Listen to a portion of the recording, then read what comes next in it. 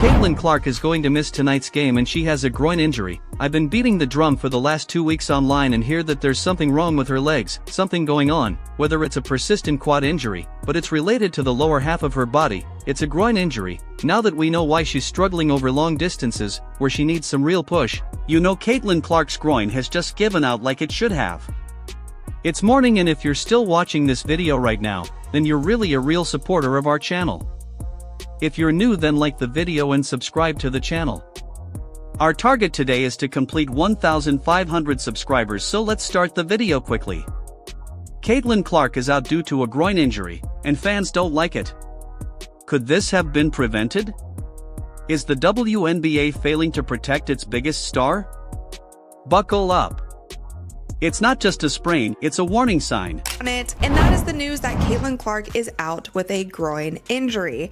Now, if you guys have been watching the Indiana Fever and Caitlin Clark play over the past 3 games, it is very clear that Caitlin Clark, the crown jewel of the Indiana Fever and the WNBA's most trusted name, is officially out tonight with a left groin injury. And honestly, that's no surprise. If you've noticed, Caitlin hasn't looked good in weeks. 1 3-pointer in the last 3 games? Just 6 points in her last outing? That's not just a decline, it's a sign. First it was the hip injury. Then the quad. Now the groin. Clark's body is waving more red flags than a penalty shootout at the World Cup. And all the signs were there. The taped foot. The altered pre-game warm-ups. Less bounce. Less fire. Less Caitlin Clark is out again with an injury, which is the worst thing you can hear if you're a fan of the Indiana Fever, and really if you're a fan of the WNBA, because But this isn't just an Indiana Fever problem. It's a WNBA problem. When your #1 ticket seller, a woman with record viewership and sold-out arenas, is getting body bumped every game like she stole someone's lunch money, it's time to stop pretending this is normal. Police car like Caitlin Clark has become the target of constant physical play. Shoulder checks, elbows, and no calls that would put an NFL linebacker to shame. The refs? Practically silent. Watching Caitlin drive to the basket is like watching Russian roulette with her knees up. Brain, it's not about being tough or soft, it's about safety. And it's about optics. Because when your league's biggest star is limping off the court again, and again, and again, the silence from above is not just deafening, it's damaging. Caitlin Clark out yet again with a left groin injury. Caitlin Clark will be missing tonight. And just when you thought it couldn't get more chaotic, enter Dana Beal. She didn't just stir the pot, she threw it into the sun. Social media? Chaos. Fever fans? Angry. The league? Silent. Exploding head people aren't just angry about the injury. They're angry that it took so long for the team to finally roll her out. Why was she playing through obvious pain? Why was she sent back in with 45 seconds left in a blowout game? It's almost like someone said, if she's not broken yet, roll her out again.